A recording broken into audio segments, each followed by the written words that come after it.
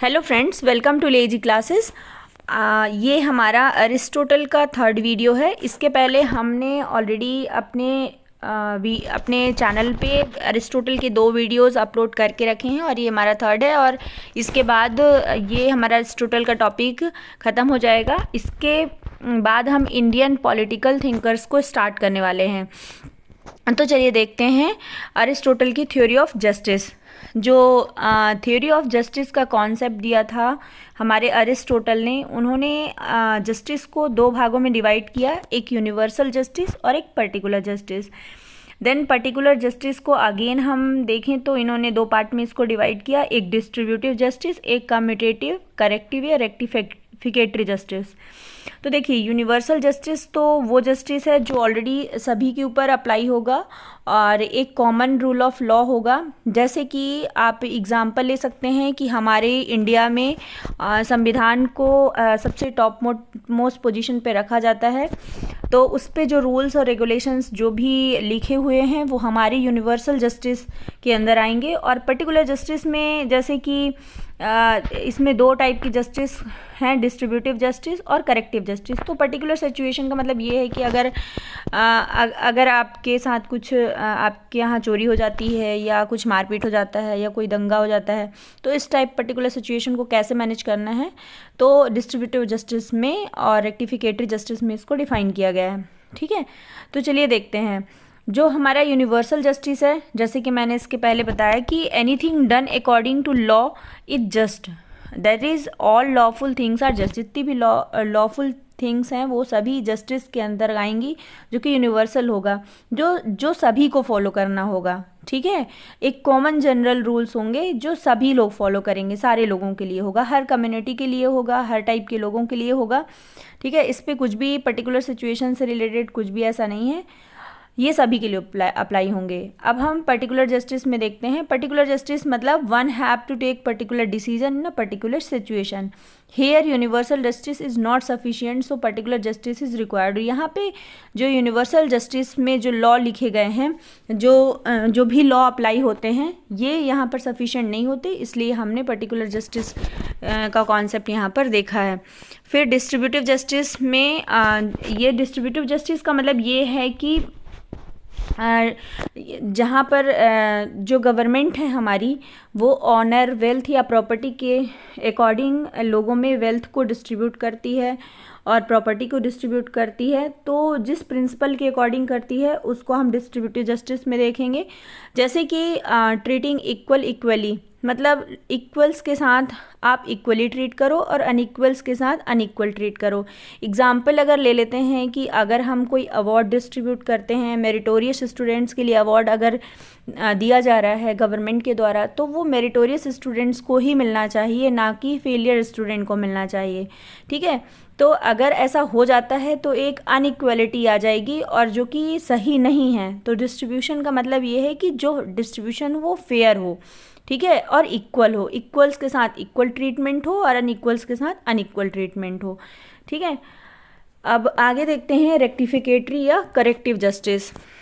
रेक्टिफिकेटरी और corrective justice का मतलब ये है कि जैसे पर्टिकुलर थिंग्स अगर कहीं कोई चीज़ होती है, जैसे कि मान लीजिए कुछ चोरी हो गई या कुछ भी हो गया, आपका सामान चोरी हो गया, तो जो जुडिशरी है वो जज का ये काम है कि जो आपका सामान है वो आपको वापस दिलवाए और आपके साथ जस्टिस करें। ठीक है, उसमें डिसीजन दे।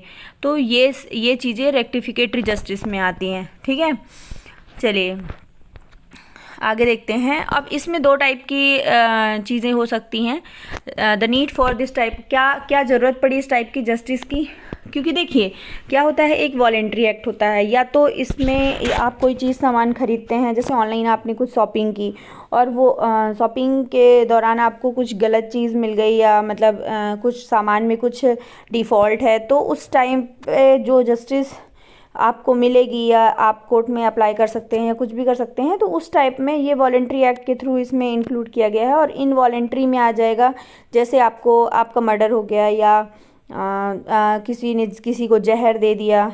ठीक है, तो इस टाइप में ये इनवॉलेंट्री एक्ट है जिसमें आपका कोई इन्वॉल्वमेंट नहीं है। तो ये इस कंडीशन में हमें रेक्टिफिकेटरी जस्टिस या कम्यूटेटिव जस्टिस के कॉन्सेप्ट में इसको इंक्लूड करते हैं। ठीक है, चलिए आगे देखते हैं अरिस्टोटल का थ्योरी ऑफ रिवोल्यूशन। देखिए अरिस्टोटल जो थे वो थ्योरी ऑफ रिवोल्यूशन को इस तरीके से दिया, जिसके पहले हमने थ्योरी ऑफ कॉन्स्टिट्यूशन में बताया है कि अरिस्टोटल जो थे वो ग्रीस के जो करंट पॉलिटिकल सिस्टम था उससे बहुत ज़्यादा खुश नहीं थे, क्योंकि ग्रीस में छोटी छोटी सिटीज़ थी और हर छोटी छोटी सिटीज़ का अलग अलग कॉन्स्टिट्यूशन था और वहाँ भी कुछ भी स्टेबिलिटी नहीं होती थी। कभी भी रिवोल्यूशन हो जाता था, कभी भी तख्ता पलट हो जाता था और कुछ भी गवर्नमेंट जो थी वहाँ की स्टेबल नहीं थी। इस बात से और इसकी प्रॉब्लम क्या थी, इस बात की जड़ तक वो जाना चाहते थे। यही कारण था कि वो वहाँ के अलग अलग सिटीज़ के जो कॉन्स्टिट्यूशन थे उसमें इन्होंने 158 कॉन्स्टिट्यूशन की डीपली स्टडी की और रियल प्रॉब्लम्स को उन्होंने अपने पॉलिटिक्स जो इनकी बुक है उसमें उन्होंने लिखा और इस तरीके से उन्होंने अलग अलग थ्योरीज दी कि क्या रिवॉल्यूशन किस टाइप का होना चाहिए। जैसे क्या होता था कि पुराने टाइम पे सीधे सीधे रिवॉल्यूशन हो गया, तख्ता पलट हो गया, एक नई गवर्नमेंट आ गई, तो क्या रीजंस होते हैं उस रिवॉल्यूशन का और इसका क्या सॉल्यूशन हो सकता है, ये सारी चीज़ें उन्होंने अपने इस थ्योरी ऑफ रिवॉल्यूशन में बताया हुआ है। ठीक है, तो यही चीज़ है, आगे इसमें हम इसको देख लेते हैं। Aristotle political instability in Greek cities state because he gave theory of revolution, frequent revolution in those states। वहाँ मतलब वही जल्दी जल्दी रिवोल्यूशंस होते थे, जल्दी जल्दी वहाँ पर तख्ता पलट होता था, गवर्नमेंट चेंज होती थी और इस बात से वो बहुत नाखुश थे। वो एक हमेशा स्टेबल गवर्नमेंट की कल्पना करते थे और उन्हें ये लगता था कि वहाँ मतलब जो भी गवर्नमेंट इस्टेब्लिश हो वहाँ किसी फिलोसफर किंग का रूल ना हो, वो हमेशा रूल ऑफ लॉ की बात करते थे। इन्हें लगता था कि मतलब हमेशा लॉ का रूल होना चाहिए, किसी फिलोसफर किंग के का जो रूल होता है उसमें टायरनी आ जाती है, वो करप्ट हो जाते हैं, वो सेल्फ इंटरेस्ट के लिए काम करते हैं, तो इसलिए ऐसा नहीं होना चाहिए। ठीक है, तो चलिए देखते हैं कि क्या क्या चीज़ें इन्होंने बोली है। Before giving the theory he did exhaustive study on the cause of revolution, he studied 158 constitution। इन्होंने बहुत exhaustive study की, बहुत अच्छे से study की सारे constitution का, और जो इनकी politics book थी उसका book नंबर 5 में इन्होंने सारी इसके causes को और इसके problems को discuss किया और इसका कुछ solution भी इन्होंने suggest किया है जो हम आगे देखने वाले हैं। तो अरिस्टोटल का जो आइडिया ऑफ रिवोल्यूशन है तो ये एक तरीके का कंजर्वेटिव आइडिया है। ठीक है, so even a slightest change in government he calls revolution, मतलब थोड़ा सा भी लॉ में चेंज आ गया या कुछ भी, जैसे कि आप मान सकते हैं कि थोड़ा सा भी चेंज अगर गवर्नमेंट ने किया तो वो इसको रिवोल्यूशन मानते थे। लेकिन एक जनरल आइडिया जो रिवोल्यूशन है वो कम्प्लीटली सिस्टम को ओवरथ्रो करना है, मतलब पूरे के पूरे सिस्टम को ख़त्म करके एक नई गवर्नमेंट इस्टेब्लिश हो जाए।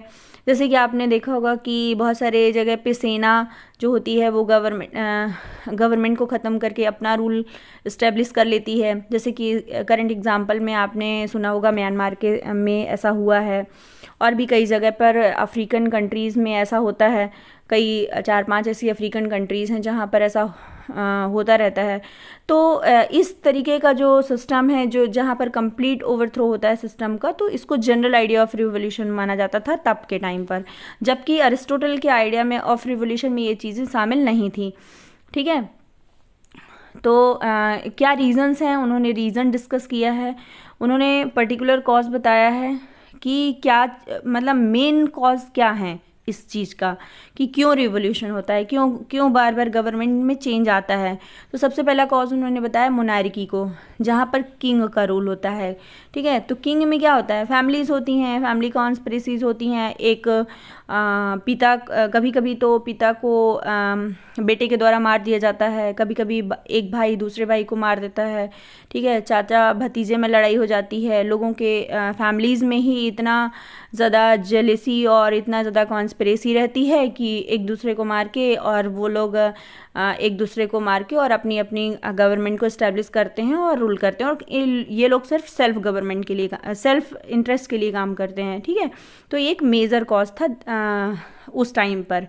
फिर उन्होंने बताया सेकेंड कॉज की अरिस्टोक्रेसी या ओलिगार्की। देखिए अरिस्टोक्रेसी जो थी वो कुछ लोगों की गवर्नमेंट थी जो एलीट क्लास के हुआ करते थे, और ये लोग अपने सेल्फ इंटरेस्ट के लिए काम करने लगते थे, तो वो जो उस फॉर्म की जो गवर्नमेंट थी वो ओलिगार्की में कन्वर्ट हो जाती थी।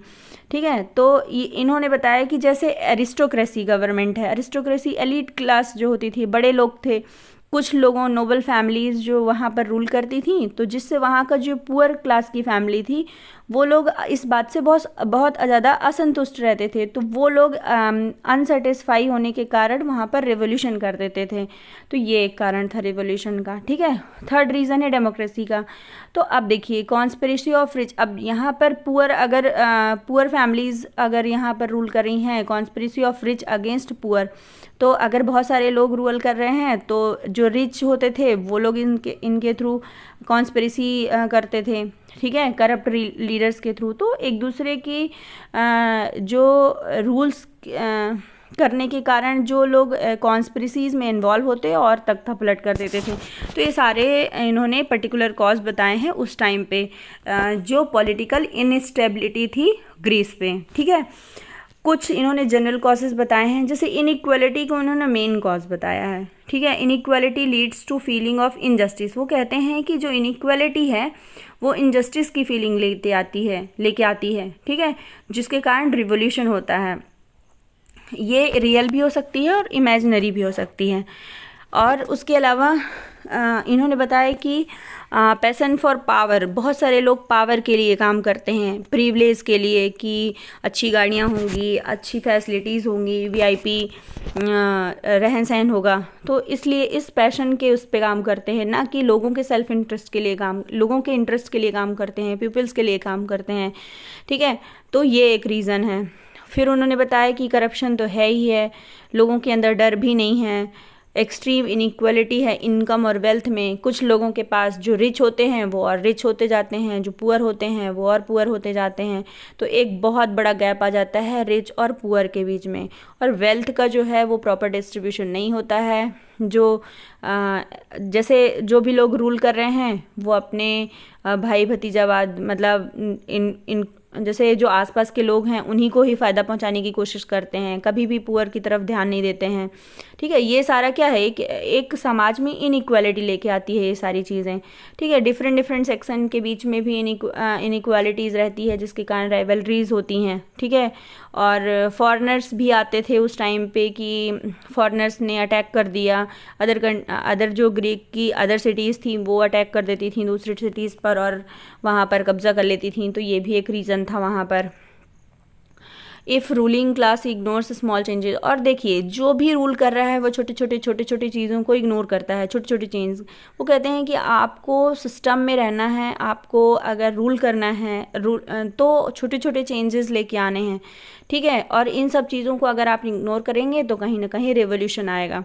ठीक है, फिर आगे वो बोलते हैं कि if state rewards those who don't deserve, अगर कोई डिज़र्व नहीं करता है, अगर आप उसको अवार्ड देते हैं, ठीक है, जो उसकी क्वालिटी नहीं है उसके हिसाब से उसको बेस्ट मिल रहा है, और जो मेरिटोरियस स्टूडेंट हैं एग्जाम्पल के लिए, या जो जैसे मान लीजिए कोई गेम में जा रहा है, ठीक है, लेकिन जो व्यक्ति अच्छा परफॉर्म कर रहा है उसको अवार्ड्स नहीं मिल रहे हैं, और जो व्यक्ति नहीं कर रहा है वो कहीं ना कहीं उसको अच्छे अवार्ड्स मिल रहे हैं। तो ये क्या है, एक तरीके का डिस्प्रपोर्शनेट सिस्टम जनरेट हो जाता है और लोगों के अंदर इनइक्वालिटी की भावना आती है। ठीक है, और एक तरीके का एक रिवोल्यूशन जनरेट हो जाता है। ठीक है, जनरेट क्या होता है, ये लोग रिवोल्यूशन करते हैं इस चीज़ के लिए, क्योंकि वो असंतुष्ट रहते हैं नॉर्मल सिस्टम से। फिर है चेंज इज़ अ नेचुरल, वो कहते हैं कि चेंज एक नेचुरल है। ठीक है, होना ही चाहिए change.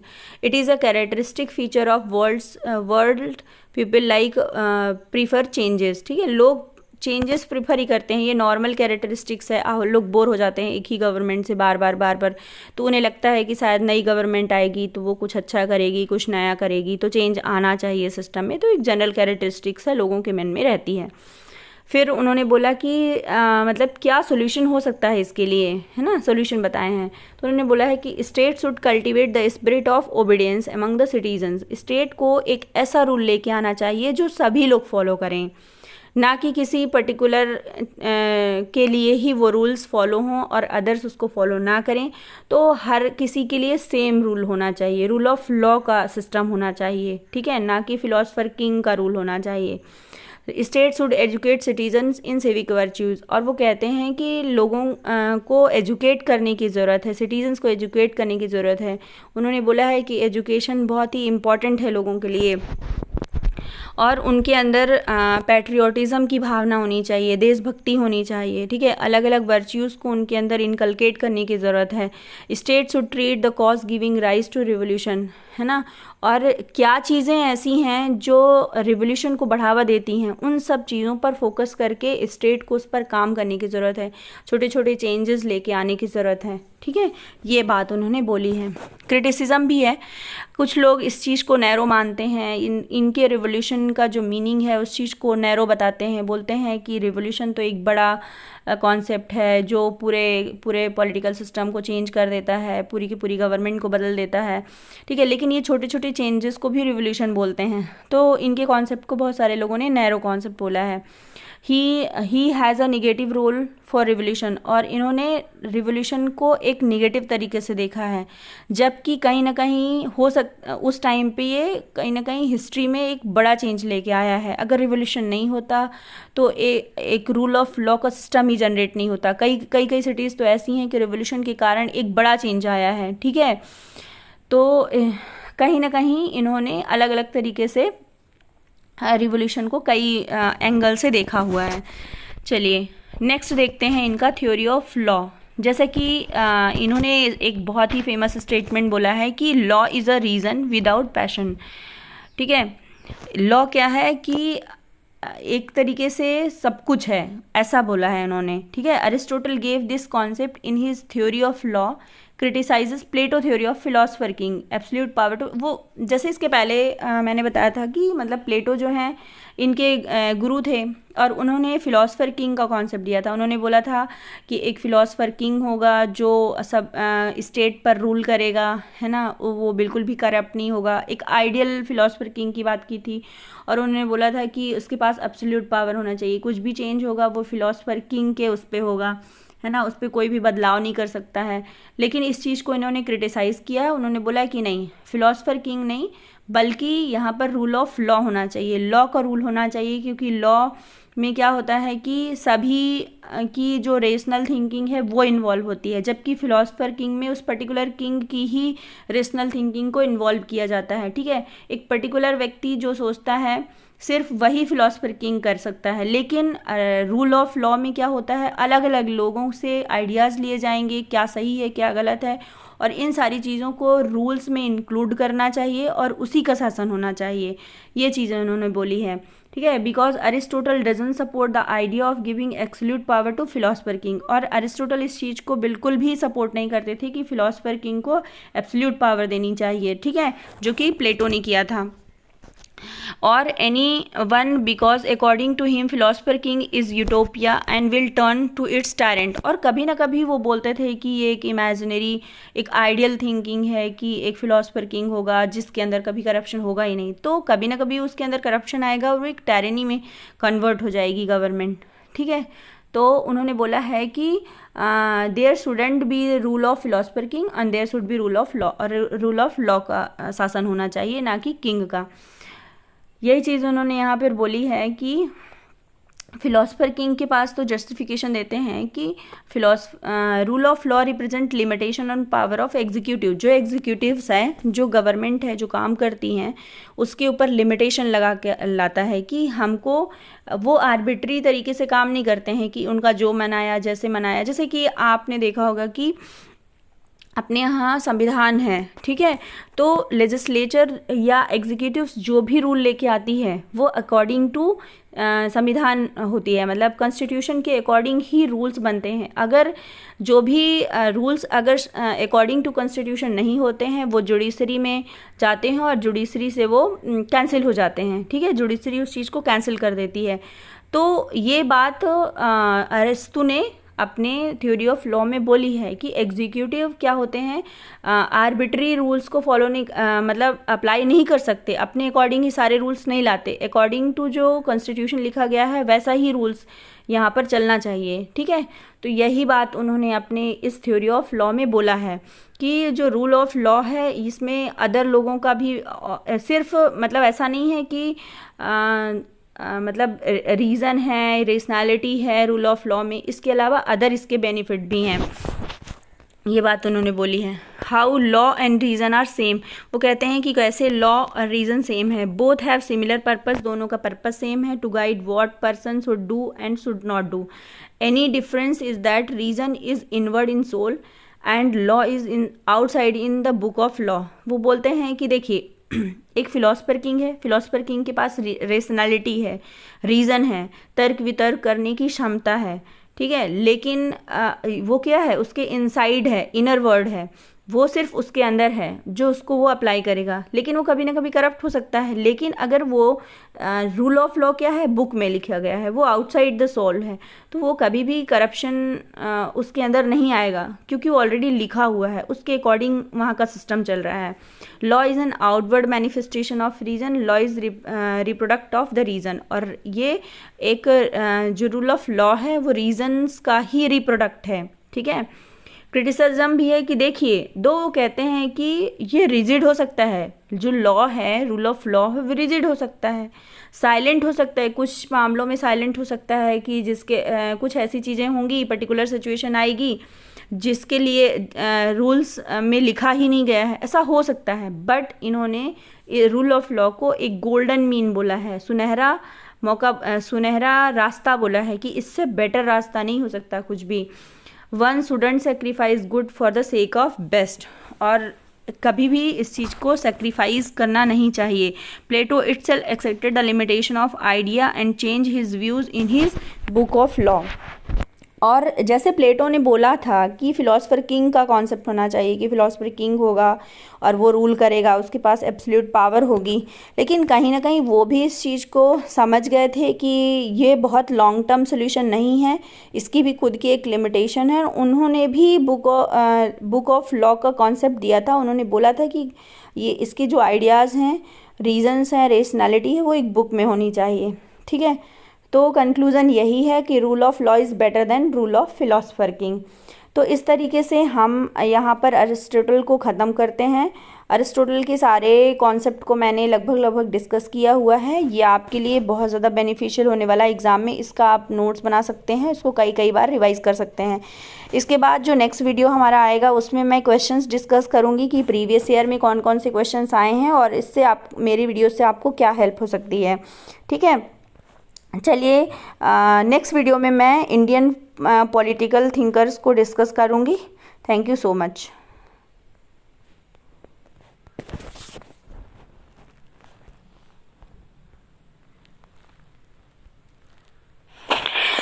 Hello friends, welcome too lazy classes. इसके पहले हमने अरिस्टोटल का